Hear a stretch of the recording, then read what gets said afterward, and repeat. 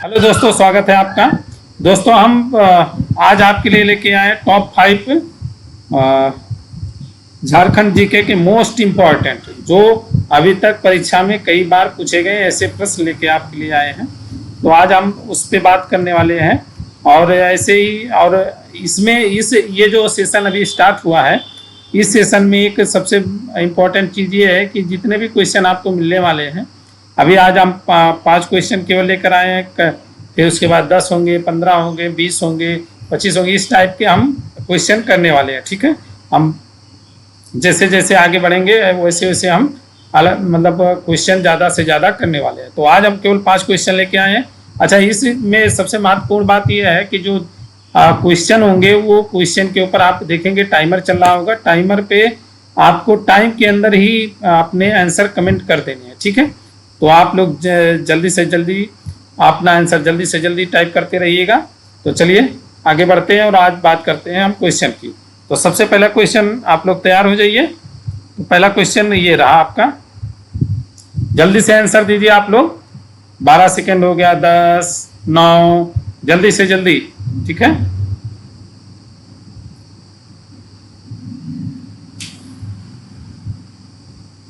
बस अब आप लोग रुक जाइए।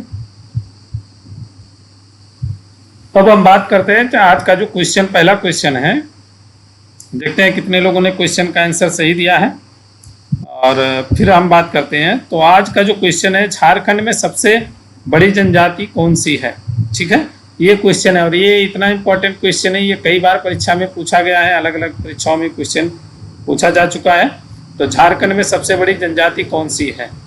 तो क्या मुंडा जनजाति है, या संथाल है, या हो है, या उरांव है? तो कुछ लोगों ने अपना अलग अलग आंसर दिया है। तो इसका आंसर जो होगा संथाल जनजाति जो, ठीक है, ये संथाल जनजाति जो है, ये 2011 की जनगणना के अनुसार अभी तक झारखंड में सबसे बड़ी जनजाति है। तो हम बात करते हैं, जैसे कभी कभी बात ये होती है कि आपसे क्वेश्चन पूछ लिया गया 2011 की जनगणना के अनुसार झारखंड में दूसरी सबसे बड़ी जनजाति कौन सी? तो आप क्या आंसर देने वाले हैं? तो उसके लिए आपको दूसरा, ठीक है, मुंडा जनजाति। आपको ये ध्यान रखना है। ये 2 नंबर हो गया, ये पहले नंबर हो गया। ये कब का है? 2011 की जनगणना के हिसाब से। ठीक है, 2011 की जनगणना के हिसाब से ही इसका जो आंसर है वो बी है, यानी संथाल सबसे बड़ी जनजाति है और मुंडा दूसरे नंबर की सबसे नंबर जनजाति है। ठीक है, अब आगे बढ़ते हैं।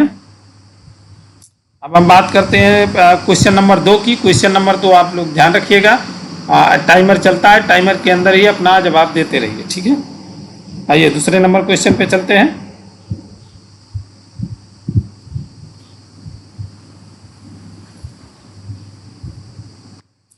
जल्दी कीजिए आप लोग।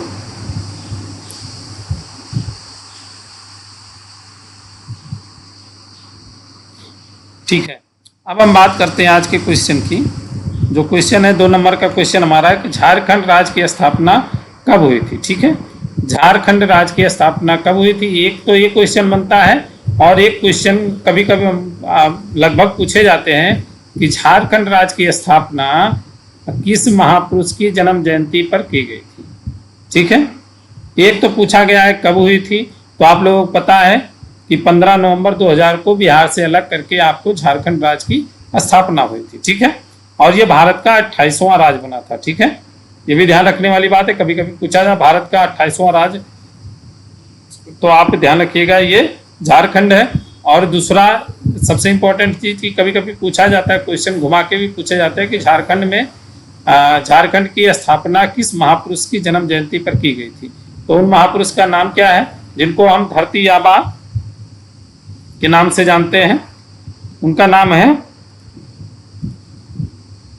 भगवान बिरसा मुंडा।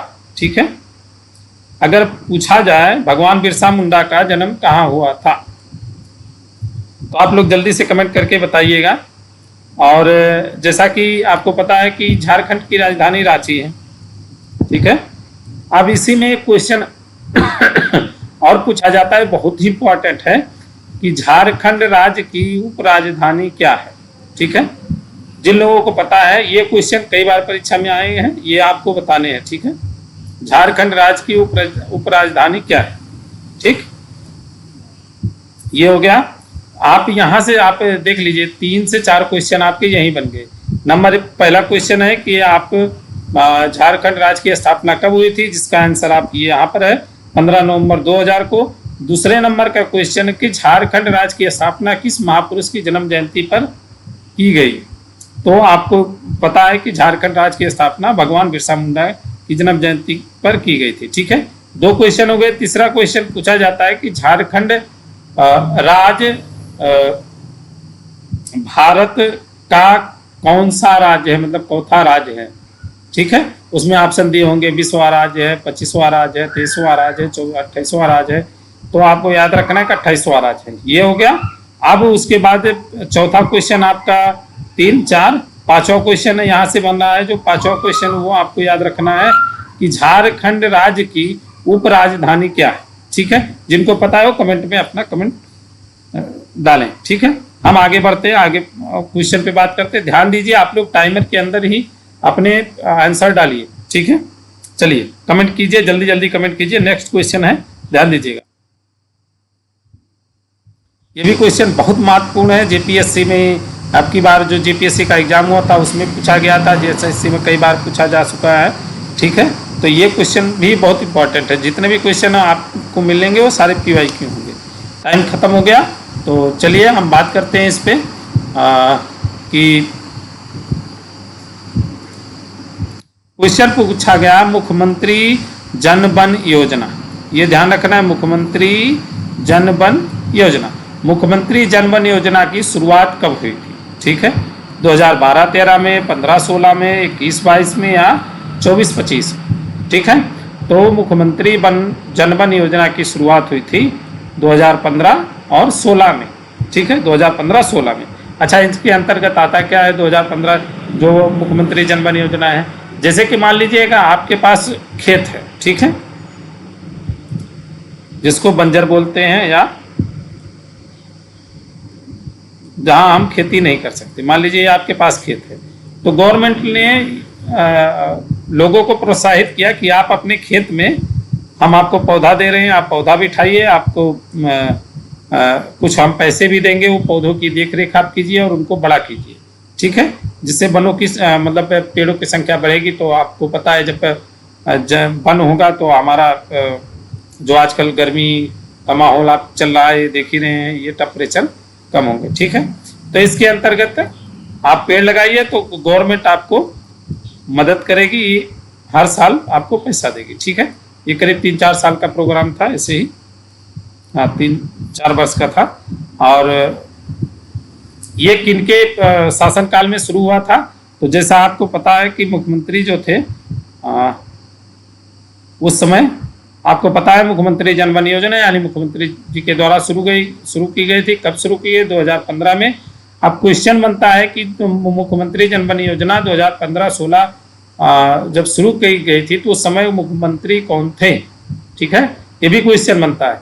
तो इस क्वेश्चन का आप आंसर याद रखिएगा, रघुवर दास, ठीक है। रघुवर दास उस समय मुख्यमंत्री थे, इनके नेतृत्व में ये मुख्यमंत्री जन धन योजना की शुरुआत की गई थी। ये हरित क्षेत्र को बढ़ाना था, किसानों की आय बढ़ानी थी, ठीक है, जंगलों पे दबाव कम करना था।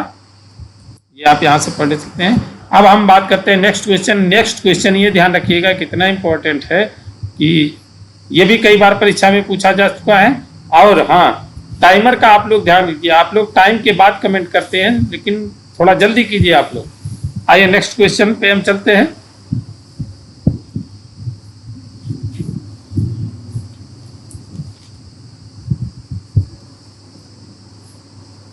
जल्दी कीजिए आप लोग, जल्दी जल्दी, नहीं तो 5 क्वेश्चन में ही बहुत टाइम लगने वाले हैं। तो आगे हम बहुत सारे क्वेश्चन करने वाले हैं, ठीक है। Time up. अब हम बात करते हैं क्वेश्चन की। तो यहाँ पर क्वेश्चन आप देखेंगे, झारखंड में कितने अभ्यारण्य हैं, ठीक है, वन्य जीव अभ्यारण्य होते हैं। झारखंड में कुल कितने अभ्यारण्य? 9 हैं, 10 है, 11 है, 12 है, कितने हैं? तो इसका आंसर है 11, ठीक है। अब आगे बात करते हैं हम झारखंड में वर्तमान में कुल 11 वाइल्ड लाइफ सेंचुरी अभ्यारण्य है और एक नेशनल पार्क है।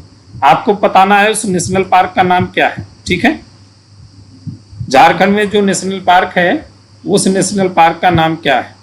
ठीक है, यहाँ पर कई हैं, जैसे अब आप वन्य जीव अभ्यारण्य में भी क्वेश्चन बनते हैं। ठीक है, बहुत सारे इंपॉर्टेंट है, हम इस पे अलग एक बार चैप्टर वाइज जब क्वेश्चन करेंगे तो इसमें हम वो कर लेंगे। तो सबसे आपको कुछ मतलब इम्पोर्टेंट्स याद रखने हैं, जैसे दालमा वन्य जीव अभ्यारण्य, पलामू, हजारीबाग, तोपचांची और पालकोट, ये कुछ इम्पोर्टेंट आपके इनसे क्वेश्चन लगभग बनते रहते हैं। ठीक है, अब बात करते हैं हम नेक्स्ट क्वेश्चन की। अब नेक्स्ट क्वेश्चन भी बहुत इंपॉर्टेंट है, ये भी परीक्षा में आपकी बार पूछा गया था, तो आप लोग ध्यान रखिएगा। चलिए,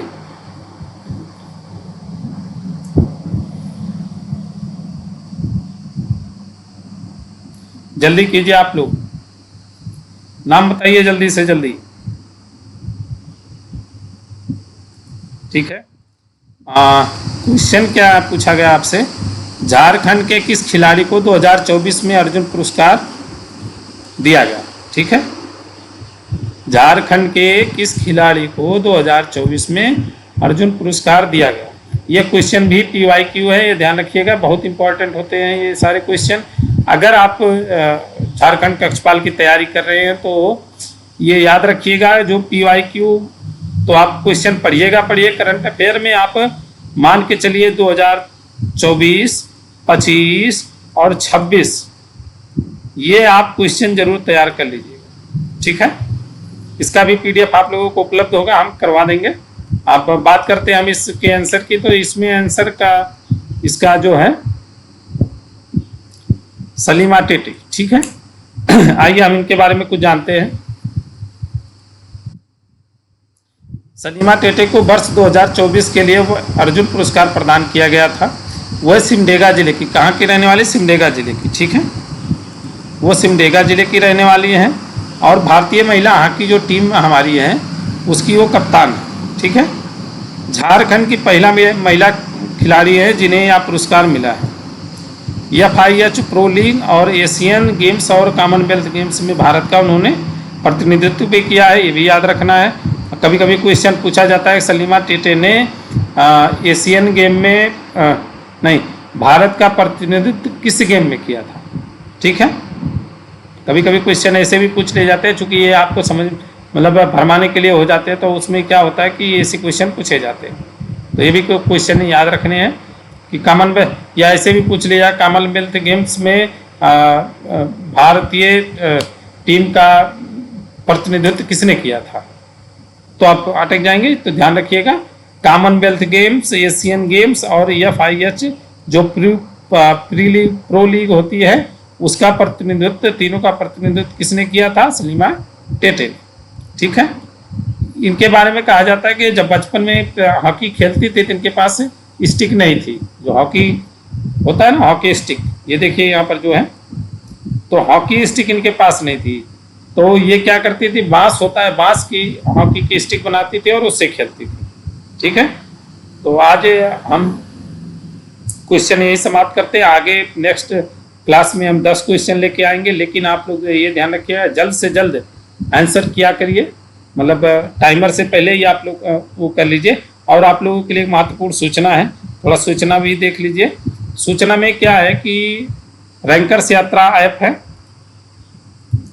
रैंकर्स यात्रा ऐप पे आपको फ्री में टेस्ट सीरीज लगे हुए हैं। ठीक है, झारखंड के फ्री में टेस्ट सीरीज लगे हुए हैं, वहाँ से आप जाके फ्री टेस्ट सीरीज वाले ऑप्शन में जाइएगा, वहाँ पर आप ये फ्री में एक्सेस कर सकते हैं और दे सकते हैं। ये इसमें आपका PYQ सारा चीज़ इसमें कुल मिला के आपको 10 टेस्ट मिलने वाले हैं और ये 10 टेस्ट बहुत ही महत्वपूर्ण हैं।